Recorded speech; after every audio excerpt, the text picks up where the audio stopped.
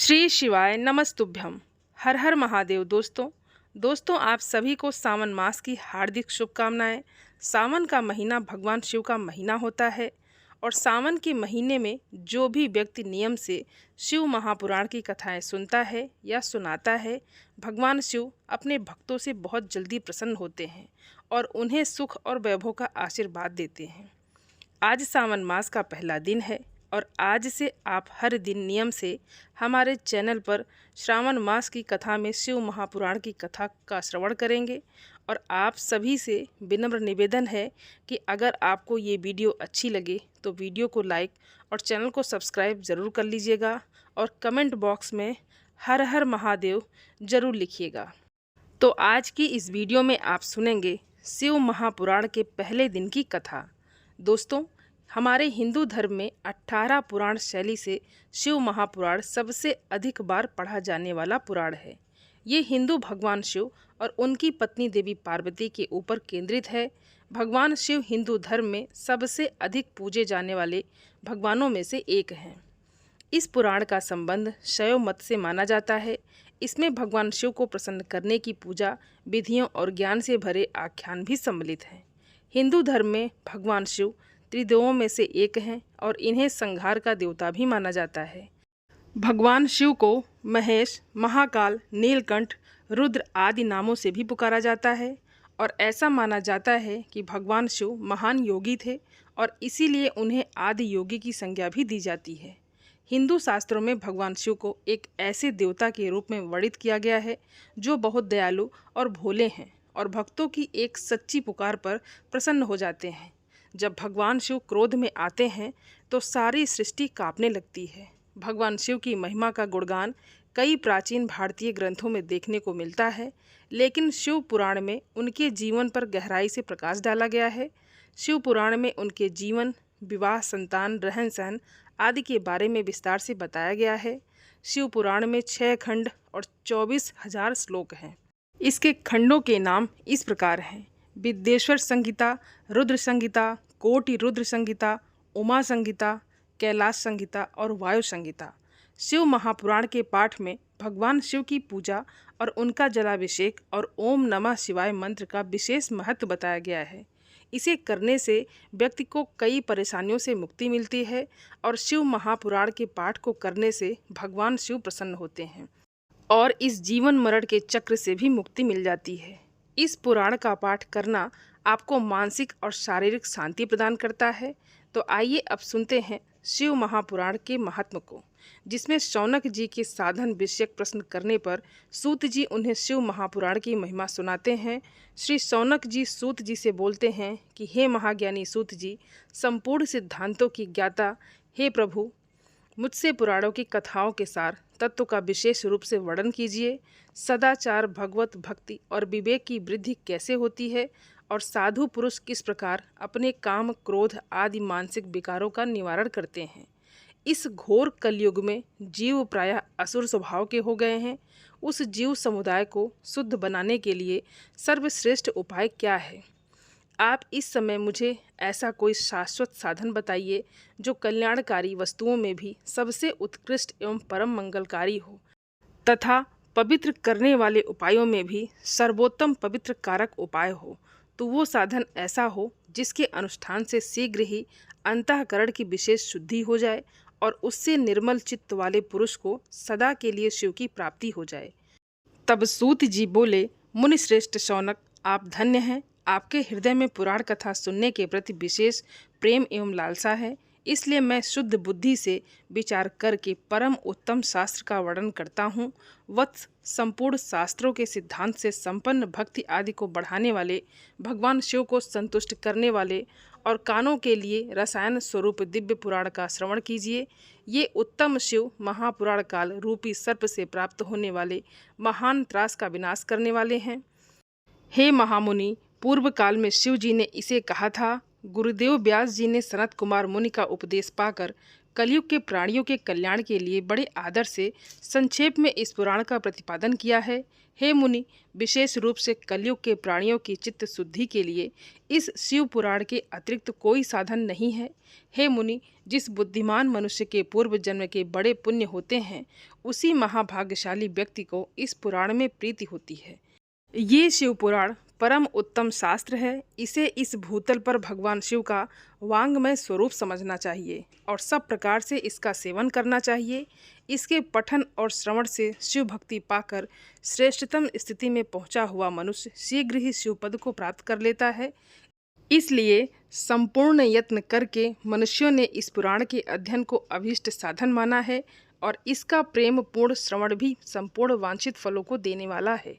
भगवान शिव के इस पुराण को सुनने से मनुष्य सब पापों से मुक्त हो जाता है और बड़े बड़े उत्कृष्ट भोगों का उपभोग करके शिवलोक को प्राप्त होता है।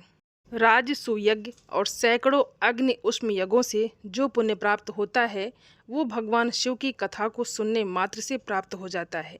हे मुनि, जो लोग इस श्रेष्ठ शास्त्र शिव पुराण का श्रवण करते हैं, उन्हें मनुष्य नहीं समझना चाहिए। वे रुद्र स्वरूप हैं, इसमें संदेह नहीं। इस पुराण का श्रवण और कीर्तन करने वाले के चरण कमल की धूलि को मुनिगण तीर्थ ही समझते हैं। जो प्राणी परम पद को प्राप्त करना चाहता है, उन्हें सदा भक्तिपूर्वक इस निर्मल शिव पुराण का श्रवण करना चाहिए। हे मुनिश्रेष्ठ, यदि मनुष्य सदा इसे सुनने में समर्थ ना हो तो उसे प्रतिदिन स्थिर चित्त से एक मुहूर्त भी इसको सुनना चाहिए। हे मुनि, यदि मनुष्य प्रतिदिन सुनने में भी आसक्त हो तो उसे किसी पवित्र महीने में इस शिव महापुराण का श्रवण करना चाहिए। जो लोग एक मुहूर्त उसका भी आधा अथवा क्षण मात्र भी इस पुराण का श्रवण करता है, उनकी दुर्गति नहीं होती है। हे मुनीश्वर, जो पुरुष इस शिव पुराण की कथा को सुनता है, वो सुनने वाला पुरुष कर्म रूपी महावन को जलाकर संसार के पार हो जाता है। हे मुनि, सभी दानों और सभी यज्ञों से जो पुण्य मिलता है, वो फल भगवान शिव के इस पुराण को सुनने से निश्चल हो जाता है। ये शिव पुराण आत्म तत्वज्ञान है, सत्पुरुषों के लिए पूजनीय है, 3 प्रकार के ताप का शमन करने वाला है, सुख प्रदान करने वाला है और ब्रह्मा विष्णु महेश आदि देवताओं को प्राणों के समान प्रिय है। ऐसे शिव पुराण को मैं प्रसन्न चित्त से सदा वंदन करता हूँ। भगवान शंकर मुझ पर प्रसन्न हो और अपने चरण कमलों की भक्ति मुझे प्रदान करें। शौनक जी सूत जी से बोले, हे महाभाग, आप धन्य हैं, परमार्थ तत्व के ज्ञाता हैं। आपने कृपा करके हमें लोगों को ये बड़ी अद्भुत एवं दिव्य कथा सुनाई है।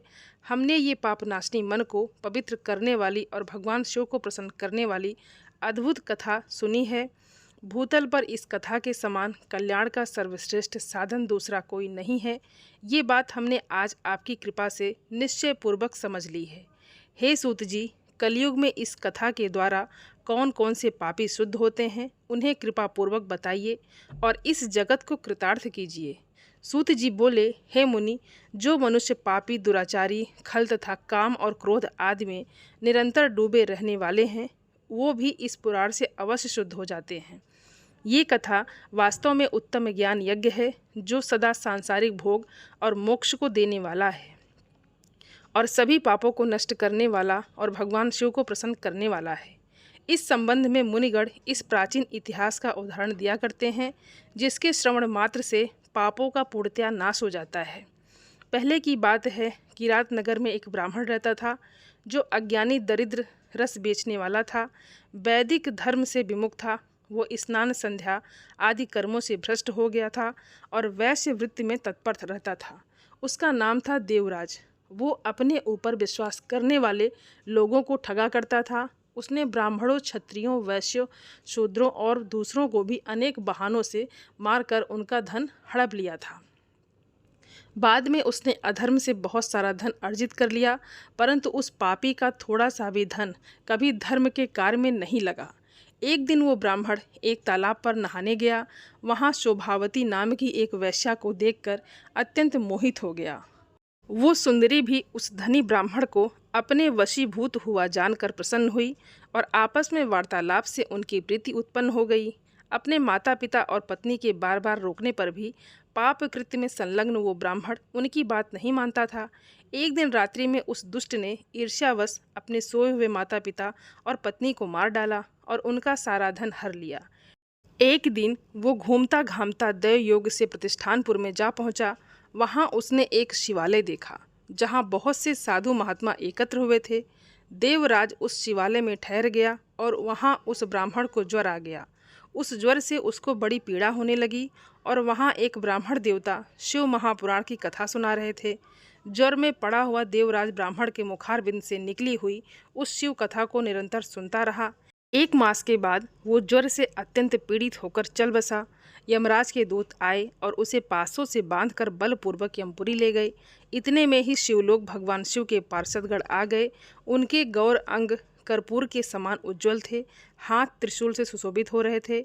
उनके संपूर्ण अंग भस्म से उद्भव थे और वे सब के सब क्रोध करते हुए यमपुरी में गए और यमराज के दूतों को मार पीट कर उन्होंने देवराज को उनके चंगुल से छुड़ा लिया और अत्यंत अद्भुत विमान पर बिठाकर जब वे शिवदूत कैलाश जाने को उद्वित हुए तो उस समय यमपुरी में बड़ा भारी कोलाहल मच गया।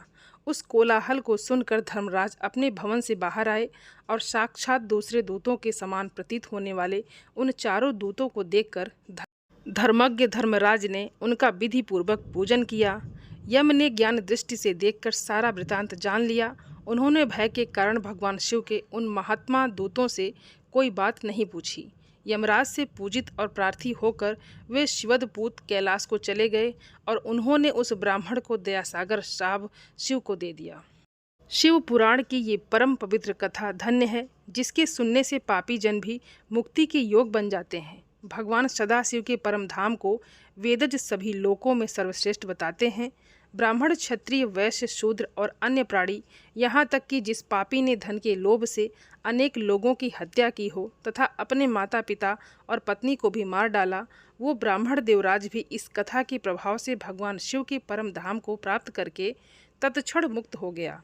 शौनक जी बोले, हे महाभाग सूत जी, आप सर्वज्ञ हैं। इस इतिहास को सुनकर मेरा मन अत्यंत आनंद में निमग्न हो रहा है। अमृत पीने वालों को लोक में कहीं मुक्ति प्राप्त नहीं होती, किंतु भगवान शंकर के कथा अमृत का पान तो प्रत्यक्ष ही मुक्ति देने वाला है। सदा शिव की जिस कथा की सुनने मात्र से मनुष्य शिवलोक को प्राप्त कर लेता है, वो कथा धन्य है।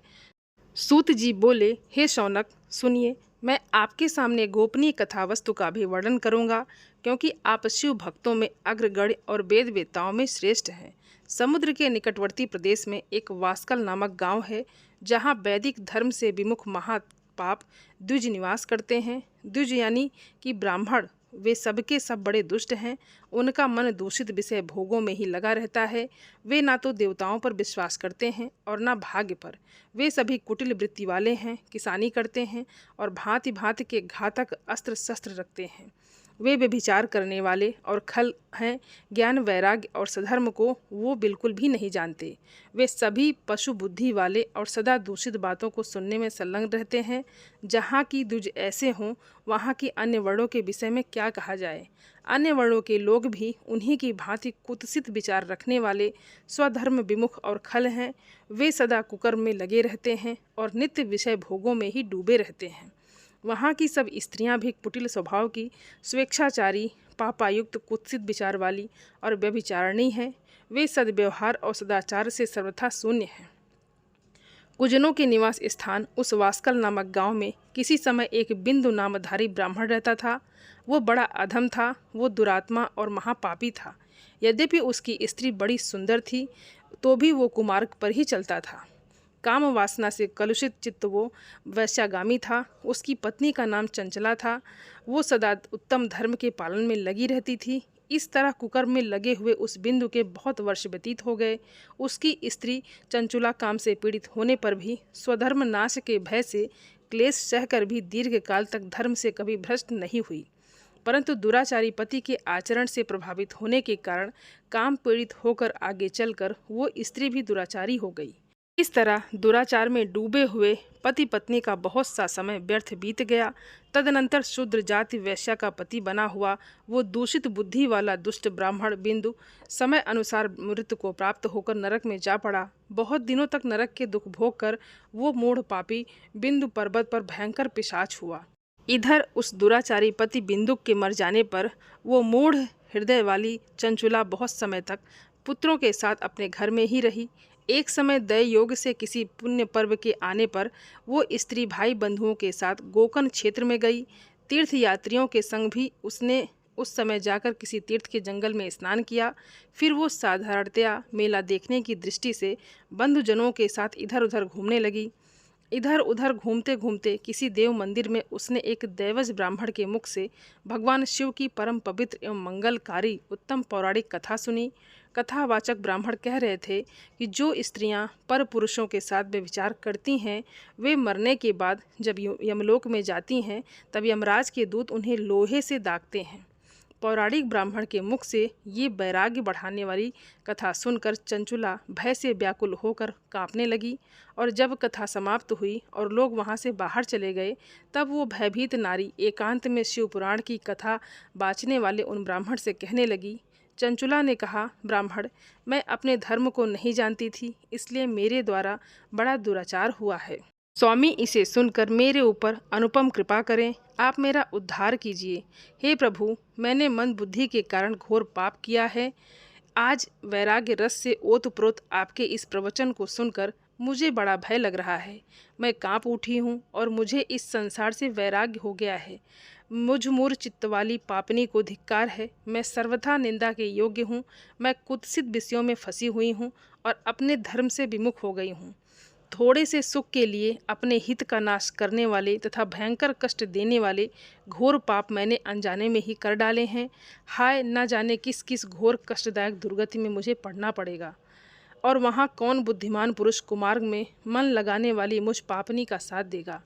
मृत्यु काल में उन भयंकर यमदूतों को मैं कैसे देखूंगी। जब वे बलपूर्वक मेरे गले में फंदी डालकर मुझे बाचेंगे तब मैं कैसे धीरज धारण कर सकूंगी। नरक में जब मेरे शरीर के टुकड़े टुकड़े किए जाएंगे उस समय विशेष दुख देने वाली उस महायातना को मैं वहाँ कैसे सहूँ। हे ब्राह्मण, आप ही मेरे गुरु हैं, आप ही माता और पिता हैं। आपकी शरण में आई हुई मुझ दीन अबला का उद्धार कीजिए। सूत जी बोले, हे शौनक, इस प्रकार खेद और वैराग्य से युक्त हुई चंचला उस ब्राह्मण के चरणों में गिर पड़ी। तब उन बुद्धिमान ब्राह्मण ने कहा, सौभाग्य की बात है कि भगवान शंकर की कृपा से शिव पुराण की इस वैराग्य युक्त और श्रेष्ठ कथा को सुनकर तुम्हें समय पर चेत हो गया। हे ब्राह्मण पत्नी, तुम डरो मत, भगवान शिव की शरण में जाओ। शिव की कृपा से सारा पाप तत्काल नष्ट हो जाता है। मैं तुमसे भगवान शिव की कीर्ति कथा से युक्त उस परम वस्तु का वर्णन करूंगा जिससे तुम्हें सदा सुख देने वाली उत्तम गति प्राप्त होगी। शिव की उत्तम कथा सुनने से ही तुम्हारी बुद्धि इस तरह पश्चाताप से युक्त और शुद्ध हो गई है, साथ ही तुम्हारे मन में विषयों के प्रति भी वैराग्य हो गया है। पश्चाताप ही पाप करने वाले पापियों के लिए सबसे बड़ा प्रायश्चित होता है। सत्पुरुषों ने सबके लिए पश्चाताप को ही समस्त पापों का शोधक बताया है। जो पुरुष विधि पूर्वक प्रायश्चित करके निर्भय हो जाता है वो अपने कुकर्म के लिए पश्चाताप नहीं करता। उसे प्रायः उत्तम गति प्राप्त नहीं होती, परंतु जिसे अपने कुकृत्य पर हार्दिक पश्चाताप होता है वो अवश्य उत्तम गति का भागी होता है। इसमें कोई संशय नहीं है। इस शिव पुराण की कथा को सुनने से जैसी चित्त शुद्धि होती है वैसे दूसरे उपायों से नहीं होती। जैसे दर्पण साफ करने पर निर्मल हो जाता है, उसी प्रकार इस शिव पुराण की कथा से चित्त अत्यंत शुद्ध हो जाता है। इसमें भी कोई संशय नहीं है। मनुष्यों के शुद्ध चित्त में जगदम्बा पार्वती सहित भगवान शिव विराजमान रहते हैं। इससे वो विशुद्ध आत्मा पुरुष श्री सदाशिव के परम पद को प्राप्त होता है। इस प्रकार ये कथा रूपी साधन सभी प्राणियों के लिए उपकारी है और इसी कारण महादेव जी ने इसको आग्रह पूर्वक प्रकट किया है। इस कथा से भगवान उमापति का ध्यान सिद्ध हो जाता है।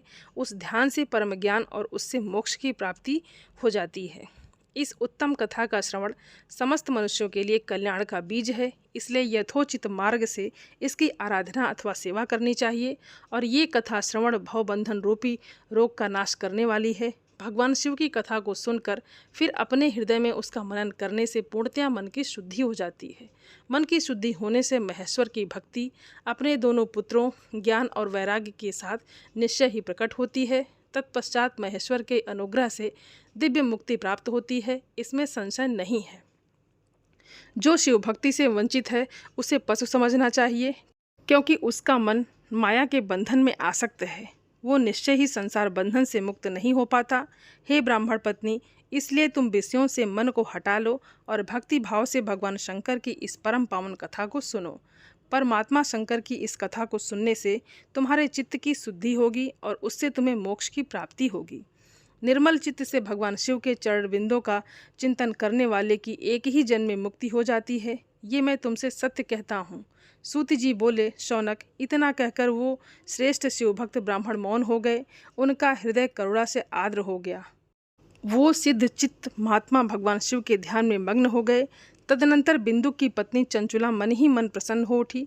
ब्राह्मण का उक्त उपदेश सुनकर उसके नेत्रों में आनंद के आंसू छलक आए थे। वो ब्राह्मण पत्नी चंचुला हर्षित हृदय से उन श्रेष्ठ ब्राह्मण के चरणों में गिर पड़ी और हाथ जोड़कर बोली, मैं कृतार्थ हो गई। तत्पश्चात उठकर वैराग्य युक्त तथा उत्तम बुद्धि वाली वो स्त्री, जो अपने पापों के कारण भयभीत थी, उन महान शिव भक्त ब्राह्मण से हाथ जोड़कर गदगद वाणी में कहने लगी। चंचुला बोली, ब्राह्मण, हे शिव भक्तों में श्रेष्ठ, हे स्वामी, आप धन्य हैं, परमार्थदर्शी हैं और सदा परोपकार में लगे रहते हैं, इसलिए आप श्रेष्ठ साधु पुरुषों में प्रशंसा के योग्य हैं।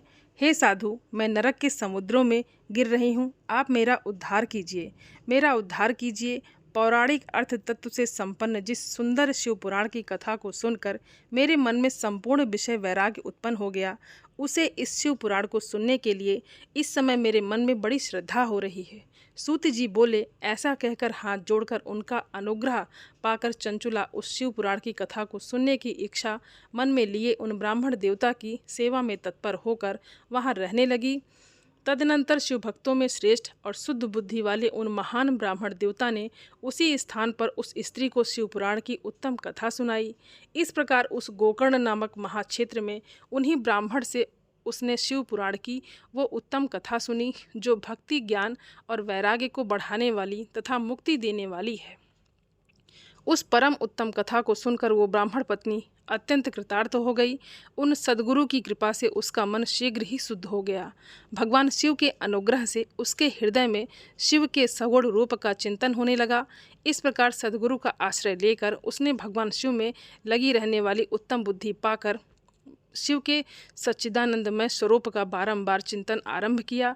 तत्पश्चात समय के पूर्ण होने पर भक्ति, ज्ञान और वैराग्य से युक्त हुई।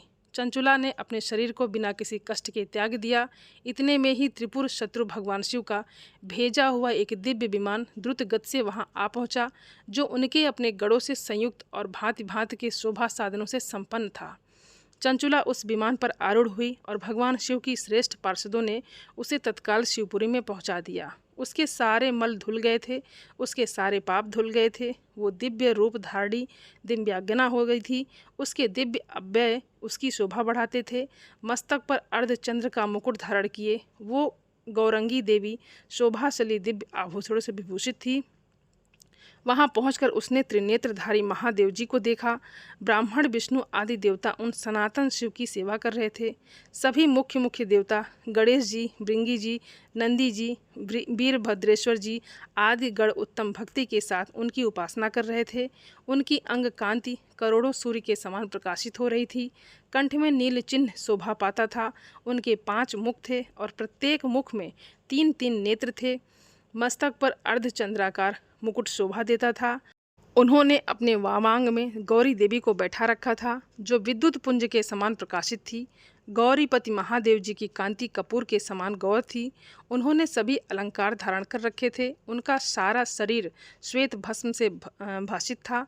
वो शरीर पर श्वेत वस्त्र शोभा पा रहे थे। इस प्रकार परम उज्ज्वल भगवान शंकर का दर्शन करके वो ब्राह्मण पत्नी चंचुला बहुत प्रसन्न हुई। अत्यंत प्रीति युक्त होकर उसने बड़ी उतावली के साथ भगवान शिव को बारंबार प्रणाम किया। फिर हाथ जोड़कर वो बड़े प्रेम, आनंद और संतोष से युक्त होकर विनीत भाव से खड़ी हो गई। उसके नेत्रों से आनंद कुओं की अविरल धारा बहने लगी और संपूर्ण शरीर में रोमांच हो गया। उस समय भगवती पार्वती और भगवान शंकर ने उसे बड़ी करुणा के साथ अपने पास बुलाया और सौम्य दृष्टि से उसकी ओर देखा। पार्वती जी ने तो दिव्य रूप धारिणी बिंदु प्रिया चंचुला को प्रेम पूर्वक अपनी सखी बना लिया। वो उस परमानंद घन ज्योति स्वरूप सनातन धाम में अविचल निवास पाकर दिव्य शौक से संपन्न होकर अक्षय सुख का अनुभव करने लगी। अगले अध्याय में आप जानेंगे कि चंचुला के प्रयत्न से पार्वती जी की आज्ञा पाकर तुम्रुका विंध्य पर्वत पर शिव पुराण की कथा सुनाकर विंदु का पिशाच योनि से उद्धार करना और उन दोनों दंपति का शिव धाम में सुखी होने का वर्णन। शौनक जी बोलते हैं कि हे महाभाग सूत जी, आप धन्य हैं, आपकी बुद्धि भगवान शिव में लगी हुई है। आपने कृपा पूर्वक ये शिव भक्ति को बढ़ाने वाली अद्भुत कथा हमें सुनाई है। हे महामते, सद्गति प्राप्त करने के बाद वहाँ जाकर चंचुला ने क्या किया और उसके पति का क्या हुआ, ये सब वृतांत विस्तार से हमें बताइए। सूत जी बोले, हे शौनक जी, एक दिन परमानंद में निमग्न हुई चंचुला ने उमा देवी के पास जाकर प्रणाम किया और दोनों हाथ जोड़कर वो स्तुति करने लगी। चंचुला बोली कि हे गिरिजानंदिनी, हे स्कंद माता, मनुष्यों ने सदा आपकी सेवा की है। समस्त सुखों को देने वाली हे शंभु प्रिय, हे ब्रह्मस्वरूपिणी, आप विष्णु और ब्रह्मा आदि देवताओं द्वारा सेव्य हैं। आप ही सगुणा और निर्गुणा भी हैं और आप ही सूक्ष्म सच्चिदानंद स्वरूपिणी आधा प्रकृति हैं। आप ही संसार की सृष्टि, पालन और संहार करने वाली हैं। तीनों गुणों का आश्रय भी आप ही हैं। ब्रह्मा, विष्णु और महेश्वर, इन तीनों देवताओं का आवास स्थान तथा उनकी उत्तम प्रतिष्ठा करने वाली पराशक्ति भी आप ही हैं। सूत जी बोले, हे शौनक जी, जिसे सद्गति प्राप्त हो चुकी थी वो चंचुला इस प्रकार महेश्वर पत्नी उमा की स्तुति करके सिर झुकाए चुप हो गई। उसके नेत्रों में प्रेम के आंसू मड़ आए थे। तब करुणा से भरी हुई शंकर प्रिय भक्त वत्सला पार्वती देवी चंचुला को संबोधित करके बड़ी प्रेम से इस प्रकार कहने लगी कि हे सखी चंचुले, हे सुंदरी, मैं तुम्हारी की हुई इस स्तुति से बहुत प्रसन्न हूँ। बोलो, क्या वर मांगती हो? तुम्हारे लिए मुझे कुछ भी अदेन नहीं है। सूत जी बोले, पार्वती के इस प्रकार कहने पर चंचुला उन्हें प्रणाम करके दोनों हाथ जोड़कर नतमस्तक होकर प्रेम पूर्वक पूछने लगी।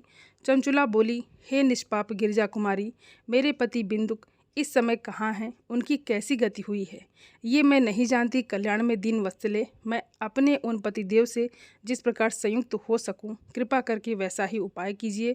हे महेश्वरी, हे महादेवी, मेरे पति पाप में डूबे रहते थे, वे ना जाने किस गति को प्राप्त हुए हैं। सूत जी बोले, चंचुला का ये वचन सुनकर नीत वत्सला हिमालय पुत्री देवी पार्वती ने अत्यंत प्रेम पूर्वक ये उत्तर दिया कि हे चंचुले, तुम्हारा बिंदु नाम वाला पति बड़ा पापी था। उसका अंतःकरण बड़ा ही दूषित था। वो महामूढ़ मरने के बाद नरक में पड़ा और अगणित वर्षों तक नरक में नाना प्रकार के दुख भोग कर वो पाप आत्मा अपने शेष पाप को भोगने के लिए बिंद पर्वत पर पिशाच हुआ। इस समय वो पिशाच की अवस्था में है और नाना प्रकार के क्लेश उठा रहा है। वो दुष्ट वहीं वायु पीकर रहता है और सदा सब प्रकार के कष्ट सहता है। सूत जी बोले, हे शौनक, गौरी देवी की ये बात सुनकर उत्तम व्रत का पालन करने वाली वो चंचुला उस समय पति के महान दुख से दुखी हो गई। फिर मन को स्थिर करके उस ब्राह्मण पत्नी ने व्यतीत हृदय से महेश्वरी को प्रणाम करके पुनः पूछा। चंचुला बोली, हे महेश्वरी, हे महादेवी, मुझ पर कृपा कीजिए और दूषित कर्म करने वाले मेरे उस दुष्ट पति का अब उद्धार कर दीजिए। हे देवी, कुत्स बुद्धि वाले मेरे उस पापात्मा पति को किस उपाय से उत्तम गति प्राप्त हो सकती है, ये शीघ्र बताइए। सूत जी बोले, उसकी ये बात सुनकर भक्त वत्सला पार्वती जी अपनी सखी चंचुला से प्रसन्न होकर ऐसा कहने लगी कि तुम्हारा पति यदि शिव पुराण की पुण्यमय उत्तम कथा सुने तो सारी दुर्गति को पार करके वो उत्तम गति का भागी हो सकता है। अमृत के समान मधुर अक्षरों से युक्त गौरी देवी का ये वचन आदरपूर्वक सुनकर चंचुला ने हाथ जोड़कर मस्तक झुकाकर उन्हें बारंबार प्रणाम किया और अपने पति के समस्त पापों की शुद्धि तथा उत्तम गति की प्राप्ति के लिए पार्वती देवी से ये प्रार्थना की कि मेरे पति को शिवपुराण सुनाने की व्यवस्था होनी चाहिए। सूत जी बोले, उस ब्राह्मण पत्नी के बारंबार प्रार्थना करने पर शिव प्रिया गौरी देवी को बड़ी दया आई। उन भक्त वत्सला महेश्वरी गिरिराज कुमारी ने भगवान शिव की उत्तम कीर्ति का गान करने वाले गंधर्व राज तुम्रुकु को बुलाकर उनसे प्रसन्नता पूर्वक इस प्रकार कहा। गिरिजा बोली, मेरे मन की बातों को जानकर मेरे अभीष्ट कार्यों को सिद्ध करने वाले तथा शिव में प्रीति रखने वाले हे तुमरो, मैं तुमसे एक बात कहती हूँ। तुम्हारा कल्याण हो। तुम मेरी इस सखी के साथ शीघ्र ही विंध्य पर्वत पर जाओ। वहाँ एक महाघोर और भयंकर पिशाच रहता है। उसका वृतांत तुम आरंभ से ही सुनो। मैं तुमसे प्रसन्नतापूर्वक सब कुछ बताती हूँ। पूर्व जन्म में वो पिशाच बिंदुक नामक ब्राह्मण था। वो मेरी इस सखी चंचुला का पति था, परंतु वो दुष्ट वैश्यागामी हो गया।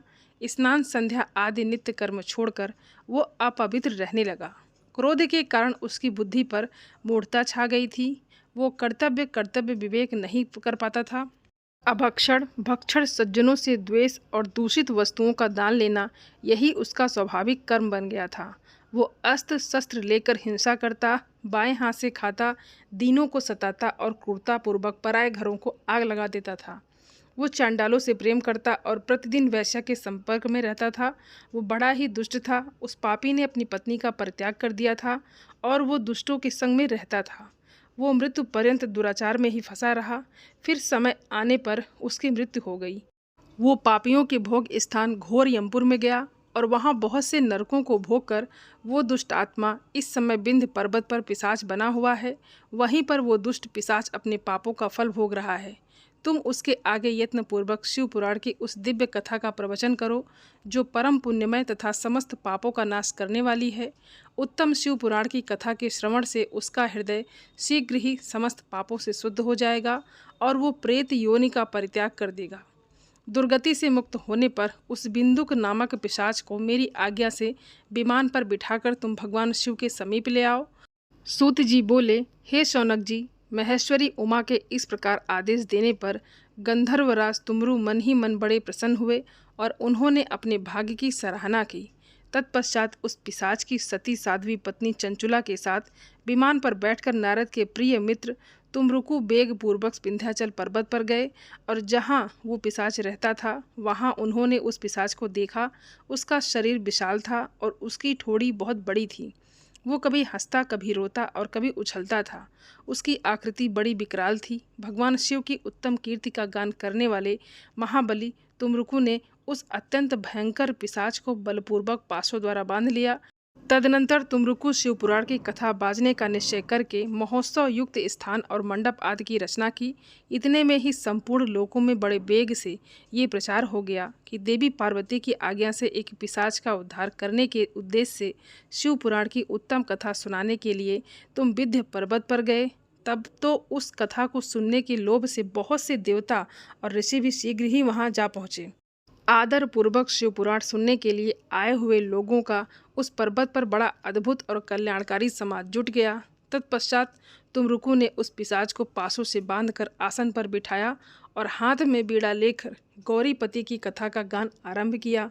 महात्म्य सहित पहली अर्थात प्रथम संहिता से लेकर 7वीं संहिता तक शिवपुराण की कथा का उन्होंने स्पष्ट वर्णन किया। 7 संहिता वाले शिवपुराण का आदरपूर्वक श्रवण करके वे सभी श्रोता पूर्णतः कृतार्थ हो गए। उस परम पुण्यमय शिवपुराण की कथा को सुनकर उस पिशाच ने अपने सारे पापों को धोकर उस पैशाचिक शरीर को त्याग दिया और शीघ्र ही उसका रूप दिव्य हो गया। अंग कांत गौरवर्ण की हो गई। शरीर पर श्वेत वस्त्र तथा सब प्रकार के पुरुषोचित आभूषण उसके अंगों को उद्भासित करने लगे।